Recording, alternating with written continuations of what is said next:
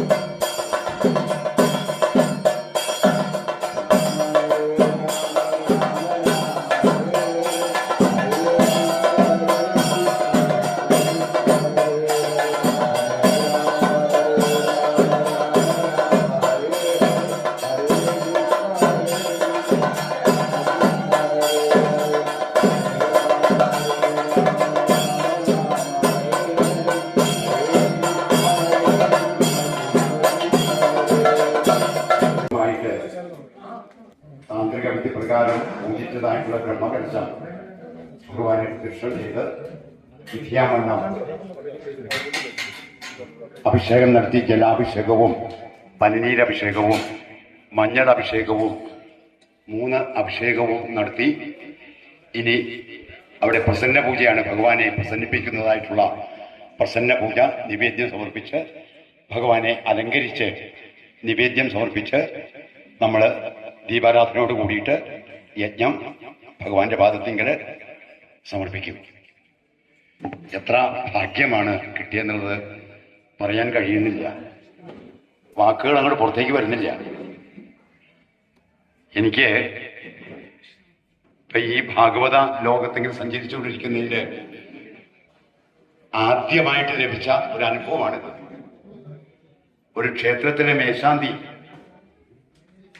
ഭാഗവതത്തിലെ അവസാന ദിവസം ഭഗവാന്റെ അഭിഷേകവും നിവേദ്യവും നൽകിച്ച് ബ്രഹ്മകലശം പൂജിക്കാൻ വേണ്ടിയിട്ട് തയ്യാറായിട്ട് വരുന്ന 148 വേദികൾ പോയിട്ടും എനിക്ക് ഈ അനുഭവം ഉണ്ടായിട്ടില്ല. ആ ഭഗവാന്റെ മേശാന്തിയുടെ മനസ്സിന്റെ വലിപ്പം ധർമ്മശാസ്ത്രാവിന്റെ മേശാന്തിയാകുമ്പോൾ ആ മനസ്സിന്റെ വലിപ്പം അത് ആ മനസ്സിന് മുമ്പിൽ സാഷ്ടാംഗം പ്രണമിക്കുകയാണ്. അല്ലെങ്കിൽ എത്ര സമയം നമുക്ക് നഷ്ടപ്പെടുമായിരുന്നു.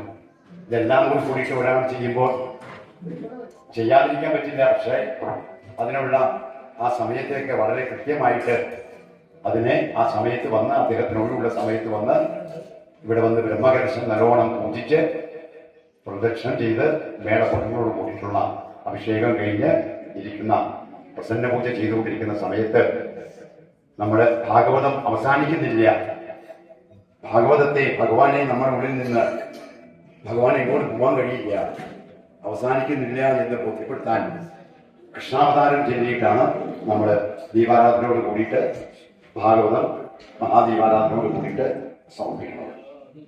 ആ കൃഷ്ണ അവതാരത്തിലേക്ക് നമ്മൾ കടക്കുകയാണ്. 5 മിനിറ്റോടൊക്കെ കഴിയും. വന്നു കഴിഞ്ഞാൽ അതിൻ്റെ ക്ഷേത്രത്തിലെ ഭാരവാഹികൾ ആചാര്യ ദക്ഷിണ മുതലായിട്ടുള്ള കാര്യങ്ങൾ കഴിച്ചു കഴിഞ്ഞാൽ ഇത്രയും പേരേ ഉള്ളൂ. 150 പേരേ ഉള്ളൂ. അരമണിക്കൂർ കൊണ്ട് അല്ലെങ്കിൽ 15-20 മിനിറ്റ് കൊണ്ട് ഒരേ ഭാഗത്തൂടെ കൂടിയിട്ട് വന്ന് ഈ ഭാഗത്തൂടെ വന്ന് ആദ്യം ഇതിൻ്റെ ഈ ഓരോ മന്ത്രങ്ങൾ ജപിച്ച ചരട് 93 പേര് ഇവിടെ ബുക്ക് ചെയ്തിട്ടുണ്ട്. അവർക്ക് മാത്രമേ ചരടുള്ളൂ. ഇപ്പൊ വന്ന് എനിക്ക് എൻ്റെ ചരട് വേണമെന്ന് പറഞ്ഞാൽ നമുക്ക് ആ 3 ദിവസമായിട്ട് പൂജിച്ചുകൊണ്ടിരിക്കുന്ന ചരട് കിട്ടിച്ചാണ്. 93 പേര് അവരുടെ പേരും നാളും പറഞ്ഞ് ബുക്ക് ചെയ്തിട്ടുണ്ട്. അവരുടെ പേരിൽ എല്ലാ മന്ത്രങ്ങളും ജപിച്ചുള്ള ചരട് ഈ ഭാഗത്തുനിന്ന് ആദ്യം ഒരു പാത്രത്തിലാക്കി ചരടുള്ളവർ ആദ്യം ഈ ഭാഗത്തൂടെ വന്ന് പ്രസാദം വാങ്ങുക. എന്നിട്ട് തിരിച്ചിവിടെ വന്നു കഴിഞ്ഞാൽ നിങ്ങൾക്ക് ആചാര്യനിൽ നിന്ന് യജ്ഞപ്രസാദവും ഭൂപ്രസാദവും വാങ്ങാം.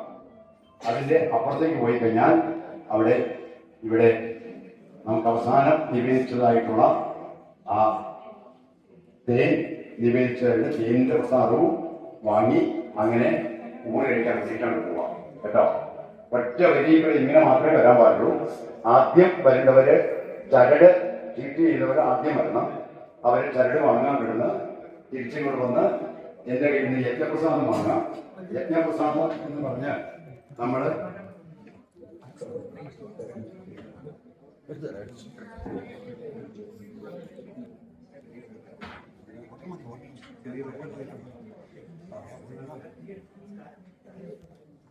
യജ്ഞപ്രസാദത്തില് സാധാരണഗതിയിൽ നമ്മൾ ചെയ്ത പോലെ ഇവിടെ ഗുരുവന്ദനമായിട്ട് ബ്രഹ്മാനന്ദം എന്നുള്ള ഗുരുവിനെ വന്ദിക്കുന്ന ശ്ലോകം, ഭാഗവതത്തിലെ ആദ്യത്തെ ശ്ലോകം, ഏറ്റവും ശ്രേഷ്ഠമായിട്ട് ജന്മാദ്യസ്ഥ യഥ എന്ന് പറയുന്ന ആ ശ്ലോകം ജില്ലയിൽ തന്നെ ഭാഗവതം പൂർണ്ണമായിട്ട് ചെല്ലുന്നതിന്റെ ഫലമുണ്ട്. അപ്പൊ ആ ശ്ലോകമുണ്ട്. പിന്നെ സുഖസാരസ്വതം എന്നുള്ള സാരസ്വത മന്ത്രമുണ്ട്. ഭാഗവതത്തിലെ 2ാമത്തെ സ്കന്ധത്തില് 4ാമത്തെ അധ്യായത്തിൽ 12 മുതൽ 24 വരെയുള്ള 13 ശ്ലോകങ്ങളാണ് സാരസ്വത മന്ത്രം, സുഖസാരസ്വതം. ആ സുഖസാരസ്വതം ഇതിൽ തരുന്നുണ്ട്. പിന്നെ അയ്യപ്പന്റെ ഒരു കീർത്തനവും, ഭാഗവതം വളർന്ന അയ്യപ്പന്റെ ഒരു കീർത്തനവുമായിട്ടുള്ള യജ്ഞപ്രസാദമാണ് തരുന്നത്. ഇത് നിധിയായിട്ട് സൂക്ഷിക്കുക പൂജാമുറിയിൽ കേട്ടോ. എന്നിട്ട് ഇതെടുത്ത് വായിക്കാം. ഈ കീർത്തനങ്ങൾ കുട്ടികളെ കൊണ്ടൊക്കെ ചെല്ലിപ്പിക്കുക. ആ രീതിയിൽ നമ്മൾ ഈ സുഖസാരസ്വതമൊക്കെ ഇനിയുള്ള ഭാഗവതം വരുമ്പോൾ സുഖസാര ശബ്ദമൊക്കെ ഉറക്കെ ഇങ്ങനെ ഒന്ന് മുഴങ്ങണം കേട്ടോ. വായിച്ച് വായിച്ച് വായിച്ച് അതിങ്ങനെ ഉറക്കെ കാണാപ്പാടമായിട്ട് മുഴങ്ങണം. അപ്പം അങ്ങനെയുള്ള പ്രസാദം സ്വീകരിക്കണമെന്ന് ചിന്തിക്കുന്നു. അങ്ങനെയുള്ള പൂജ കഴിഞ്ഞ് കഴിഞ്ഞാൽ ഞാൻ അപ്പോൾ ഇവിടെ കൃഷ്ണാവതാരത്തെ ഒരിക്കൽ കൂടി